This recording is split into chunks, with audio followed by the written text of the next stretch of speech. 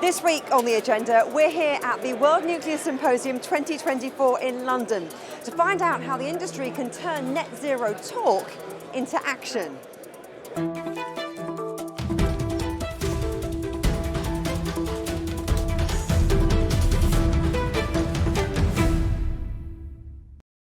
At last year's COP28 in Dubai, world leaders announced an ambitious plan to triple the world's nuclear power capacity by 2050.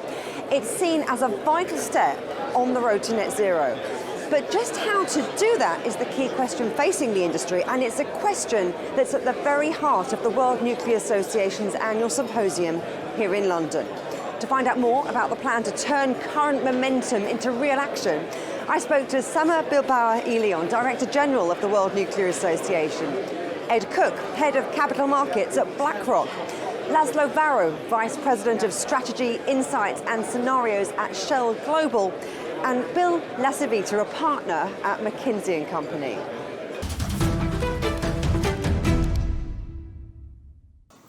Sama, you've described this as a really pivotal year for the industry, a year of firsts. So remind us a little bit about the things there have been to shout about. Right. No, so certainly things have radically changed for the nuclear industry in the last couple of years, but let me just frame this. So as you know, and many here know this, but just in case you forgot, nuclear energy is today the largest source of carbon-free electricity in OECD countries, second only behind hydropower in the world. So that's great, but it still only represents 10% of the electricity. That's really not enough if we are really going to decarbonize and actually achieve the socioeconomic growth and development that we need. So we talked about how in the last couple of years we've seen enormous changes in the mindset. Many countries are starting to look at nuclear energy as a key source in order to decarbonize in a manner that is cost-effective and that is equitable. And obviously that was clearly visible last year at COP28 when we have, first of all, the entire 199 countries that are part of the Climate Change United Nations Framework Convention, and they name nuclear as one of the energy sources, energy technologies that need to be accelerated. And then we have these 25 countries that are focusing on tripling global nuclear capacity. So great energy, we are starting to see those policies being translated into actual industrial policies, into actual actionable implementation plans. So we are starting to see some of that, but clearly if we are going to get to triple global nuclear capacity in the next 25 years and 4 months, we kind of need all of the work in front of us. So it's not enough because essentially you're doing more but with the same assets, investing in upgrades and things like that, but you'd like to see the pace of change increase. So Bill, what would you say are the big challenges then, the big challenges to the industry, the problems that are getting in the way of really scaling up? I mean, is it about who's going to take that risk to be the first to do something? Yeah, I think that's a part of it. Maybe I'll start by saying this. We can't build a model around the future of power, globally or regionally, that does not include nuclear. We physically can't beat it and meet net zero and meet firming power needs. The question that's out there now is how much and how fast.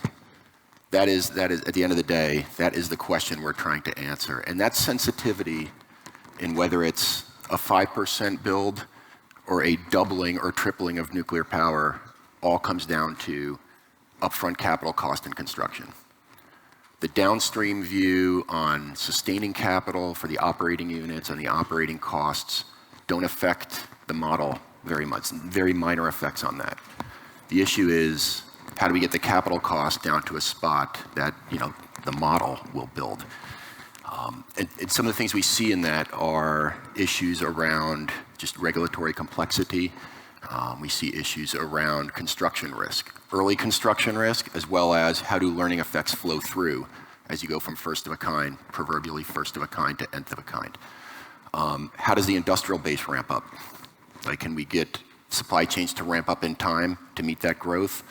As well as, can we get skilled and unskilled labor forces to ramp up? It sounds like you're almost talking about that, a startup mentality for an industry that may potentially be set in its ways. And Laszlo, I want to know what you think, because we've talked there about some of the challenges, but when there are challenges, there are opportunities, and they might be technical opportunities, they might be financial, they might be related to the supply chain.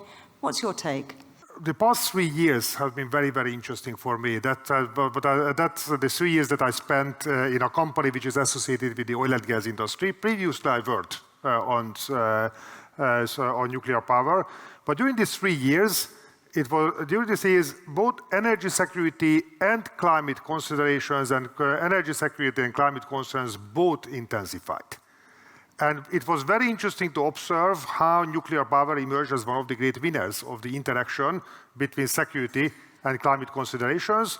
Pretty much every stakeholder took one step in the pro-nuclear direction. Governments, which were deep in their hearts, were always pro-nuclear, became much more outspoken about it. Other governments, which were previously defense, came down in a pro-nuclear direction. And even in the anti-nuclear jurisdictions, it's no longer a heresy to say that, that nuclear might actually have a role to play. So I think the first big news for nuclear is basically this interaction of climate and security. The second is that we are entering the century of electricity. That the world will need more electricity, and not just a little bit more. In fact, for my taste, today there was a bit too much conversation about data centers. Yes, they do add to electricity demand, but the big numbers come from two other things. One is the spread of electric appliances in the developing world. That the United States today, 4% of global population, using 40% of the global air conditioning. The large majority of global GDP growth is in hot climates, anywhere from South Africa to Singapore. Air conditioning is coming big time. So there's a massive electricity demand growth from appliances, and then the electrification of that 80% of energy use, which is today not electricity, but hydrocarbons and coal used directly in transport, industry, and others. Of course, electric cars are very visible and well understood, but really big numbers will come from electrifying industrial processes. And that will need massive amounts of electricity when consumers need it and where consumers need it. So the demand is there, the opportunity is there, the political support is there, but is the money there? I wonder, Ed, if you think that, well, I mean, I know energy investing is pretty hot right now. Is nuclear the sexy part of it? Well, I think there's an interesting juxtaposition around you know, the macro of how we think about energy systems, and then obviously the opportunity that nuclear has to play within that. So what I mean by that is that public and private sector leaders are tasked with the management of these energy systems. And we're seeing what is emerging as a new energy pragmatism that recognizes that there's a complex interplay between affordability, reliability, security, and climate goals. And we no longer have this false dichotomy of, you know, hydrocarbons versus renewables. It's now a panoply of solutions or different technologies into a pathway. The other sort of fact, and Laszlo has challenged me, but you know, broadly since the 2000s, you've seen a 50% increase in energy, global energy consumption. And even if you think OECD nations stay flat, that is probably aimed to rise. So our estimate is that annual energy investment will increase from roughly 2 trillion a year today to about 4 trillion over the next 3 decades. That's not just nuclear, though. That's the whole thing. All energy. Okay. Yeah. So then we get to this point about so what is the role of nuclear? You know, how do you get to the delivery of that? And we'll talk more about it in the session, because I think it's the crux of the debate. But one also has to recognize that you know, historically, the public sector, which has been the large provider of capital into this industry, has debt that is at historical highs, has limited fiscal capacity, continues to fund that. And so the importance of the capital markets in unlocking capital and investment into the nuclear industry is going to play a critical catalyst in the hopeful growth of delivering what Sama is hoping to talk to in terms of some of those numbers. I think it's important for all of you to understand when we decided that 3 times nuclear was a good number. I mean, why not 5? Why not? I mean, so where did that number come from? So that number that sounds so ambitious to you means only that nuclear energy would maintain 10% of the electricity in 2050. So I just want you to realize that that's not very ambitious. So that's only capitalizing what you just heard, the enormous growth on electricity and energy demand that we are going to see if the entire world is going to get the same standard of living that we have. So 3 times nuclear, very ambitious, but in fact, we could be much more ambitious if we wanted. So Laszlo, do you think that tripling is an easy target? It's definitely not. I mean, we have observed a big wave of nuclear construction back in the days in the 1970s, when historically the buildup of nuclear power was one of the most important strategic responses to the oil shock, and it played a major role in bringing global energy markets back into balance. Now when you look at the numbers, that nuclear power at that time was growing significantly more rapidly than what would be needed to triple it until 2050. So this is something which is not a science fiction novel. It's back to the future, essentially. What the industry needs is to rediscover its ability to execute one project after the other, several projects parallelly, in a very consistent, very durable fashion. Bill, McKinsey has an extensive experience of advising on large-scale industry transformations. What do you think needs to happen here? What's your sense? You talk about getting things on the book, getting things going. Yeah, I think we look at this and say that the biggest issue out there, right, related to that book of work is how do you ultimately address the near term and underwrite the construction risk that's out there, right? So there will be construction improvements. There will be learning effects. Once you get building, that's a fact, right? I don't have the numbers in front of me, but there were clearly even learning effects between Vogtle 3 and 4 in Georgia in the US. Which were clearly tough projects, but there were clear learning effects there. We believe the learning effects will come, assuming standardized design and some of these other things I've mentioned. The big issue to us is there will be early construction risk, at least in the West, where we have just not always done this very well. How do you underwrite that, and how do you get investors comfortable with that? And frankly, I don't have a great answer for that right now. But that to me is, maybe I'll pass that to Ed in a second. One of the other questions we wrestle with is nuclear has a 60 to 80 year lifetime. You all know that much better than I do. How do we value that into the investment decision for nuclear, right? And not take that investment decision only as a 7 to 10 year plus near term timeline, using a rough construction timeline today, hopefully someday down to 5 or less, but we can have that discussion offline. But how do you value that in? Ed, how do you value that? Look, I agree with it. Is that the answer to that question is kind of it's a trifecta of expected return, risk, and duration. And let me just say the first bit is the duration is really important, because if you're going to have an investor that can take that length of an investment decision, that's typically an insurance company or a pension fund. It's not someone that has a liability that they need to realize in the short term. So you have to understand the nature of the capital that you're trying to attract. The other important thing is that you have to also educate the person that is ultimately going to go on that journey with you for 30 to 40 years. And that might not only be one investor, right? So that's the other thing I think that's important that we want to talk about with Bill, is that we need to talk about how you can use instruments like blended finance to attract capital into parts of the world where the capital markets is less developed.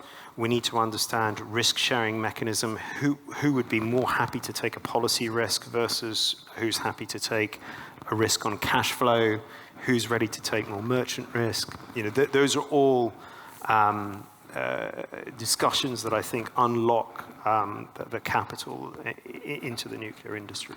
And I wonder then, I mean, maybe Bill, this one's for you, if there are things that the nuclear industry can learn from other industries. I know during the symposium, we heard from a lot of utilities who are involved in mega projects that are outside of the nuclear sphere. And I wonder if there are lessons to be learned there from those projects that you've seen in the different industries that you've been part of the transformation process of? Yeah, it's a very good question. I mean, I think a part of this is for nuclear to get outside of itself and learn from other industries. I am not a construction expert, so I won't sit here and try to list off the 7 things nuclear can learn. It'd be a little bit disingenuous. But there's absolutely learnings going to other industries. And I think this is a piece where the nuclear industry, like us as a whole, need to come together to figure out what are those specific learnings and how can you action them. Modular construction clearly is top of mind, right? That's a very straightforward one. Easy to say, harder to do. I recognize that.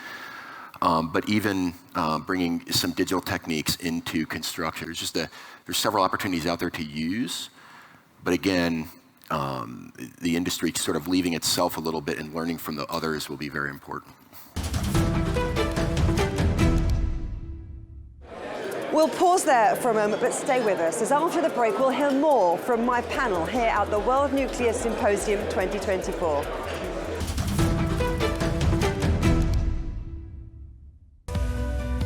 We are all connected. Across borders, across continents, connected by ideas, a shared humanity. Stay connected.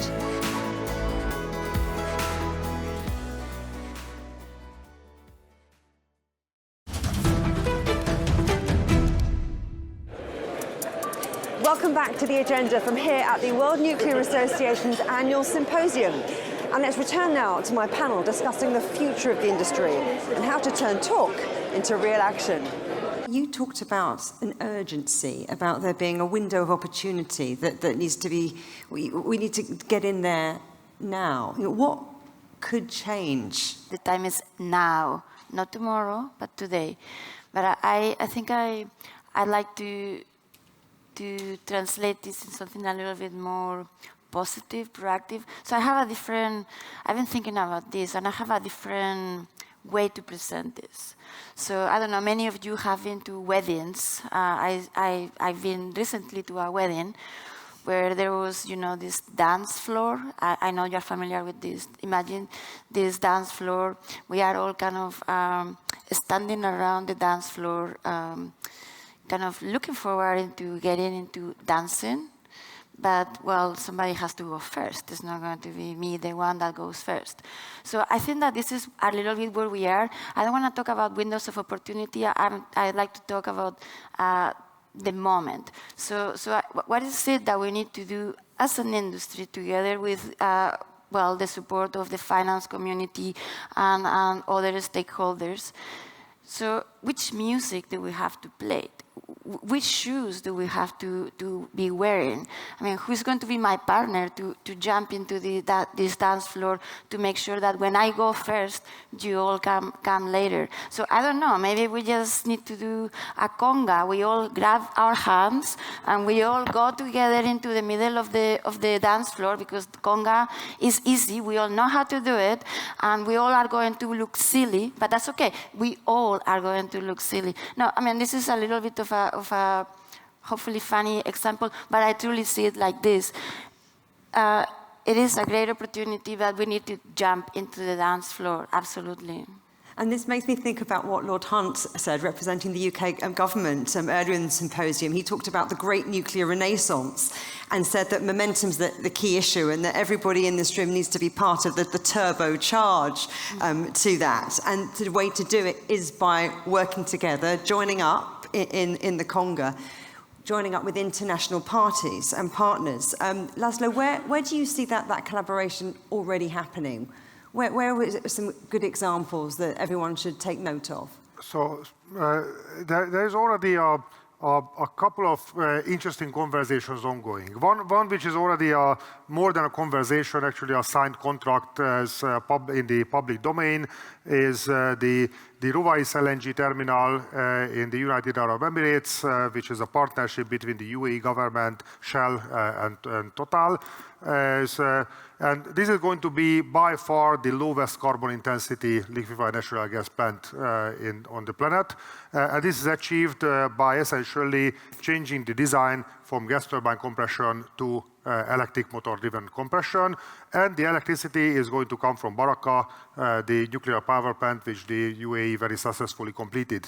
So this is going to be essentially a nuclear-powered natural gas liquefaction plant achieving record low carbon intensity, and this is already announced. So this is already an ongoing partnership. You are starting to see a political consensus form, right? And I think we've all talked about the importance of government here. And, if you look at 2022, it was the largest increase in residential electricity prices in the United States. In the same year, I think the EU spent $800 billion a year subsidizing energy bills. So there is this political consensus, which is now emerging. We were talking about it earlier around, nuclear coming back in the United States, for example. And I think that, whilst a lot of what we can increase the energy efficiency and the lower the energy intensity of economic growth, there is also further demand, and again, we're going to get this number wrong, but the 700 to 1,000 terawatt hours of expected energy demand coming from data centers is related to AI. It's a pie in the sky number, but that's an important political factor in terms of continuing to grow economies. It's not just about steady state. And I think that is forging more people to be pragmatic around how they think about frameworks and how do we put everything together. What more would you like everyone in the room to do for the industry? Well, no, I think that we are hearing this from several sides, right? So, and I know that the industry here knows this. As historically, the nuclear industry has been perhaps insular. We've been focused on doing our thing. We've done it very well, as I said, for 50 years. We've operated our units very well, day in and day out. And that's great. As I said yesterday, we are standing on the shoulders of giants, and let's recognize that. But we just heard that's no longer enough. We need a step change. If we are to actually do any of the things that we are discussing here, all industries, not just the nuclear industry, need to step up. But okay, we are focusing here on the nuclear industry, and we really need to do something different, because what we've done for 50 years will not be enough for the next 50. And then I would say one more thing. For some reason, when we are talking about climate change and energy needs and things like that, it feels like everything happens at 2050. Right? So basically, there is no 2051 or no 2060. I want to wake up to you that the demand continues to grow. It doesn't stop at 2050. So to me, this is once again where we, the nuclear industry and other industries, need to realize that we need to set a growing trend that doesn't end at 2050. And in my case, I think that when I look at nuclear, where we have assets that are going to operate for 40, 60, 80, 100 years, clearly, as long as we set ourselves to this new growth path, we could be incredibly successful. I think one of the big unknowns right now is where do the new off-takers play in this? There's a new dynamic in the game today than there was 30 years ago, right? 30 years ago, I was clearly not around in that build, or 40 years ago, 1970s. That build was very much a utility build, a utility-driven build. And that demand from the utilities is not going away, at least the ones I stare at in the US primarily. Right? The need for power, the growth demands, and the amount of capital they're going to have to expend, not just in generation, but also in transmission, distribution, infrastructure hardening, resiliency, et cetera. That is not going away, it's only growing. So the question then becomes, with all that capital constraint on an individual utility, how does the new off-takers come in and support this? Right? We mentioned private capital already, Ed. I think that was great. Laszlo, you started to mention the off-takers, but where do they play a bigger role? Is it simply a large-scale PPA, sleeved PPAs looking into the future? Does it start to become underwriting risk? Or does it even start to become, opening a balance sheet to fund nuclear behind the meter? Right now, that's a big topic there that I don't want to open up too far. But how far are they willing to go? Right? How far are the EPCs willing to go? And when EPCs think about the risk related to construction, are they willing to take on some of that risk? But is that unique to nuclear, or are these things that also affect technology, renewable energy, or infrastructure in terms of the challenges that need to be overcome? What's particularly unique about nuclear in the context of what you're talking about? My sense on this is that the operating technology for fission plants is not new. Clearly, it's primarily light water based. You all know that better than I do. But the technology itself is not new. What is reemerging outside of the countries we mentioned earlier, Russia, China, is the construction of these. So how do we quickly come up that learning curve? That's the new piece. That's the piece that is a little bit unique to nuclear. But construction of large, complex technical mega projects is not a new issue. Right? That is solved outside of nuclear already. This brings in the whole nuclear ecosystem that we were talking about at the beginning, rather than siloed individual countries, individual companies doing their thing. I think that this is what we've heard from everybody in this panel and throughout the week. The good news, Ed said this, the finance community is starting to be very pragmatic. This is not about one technology versus the other. We've seen this in countries also. The narrative in country policies have radically changed to be exactly that, pragmatic.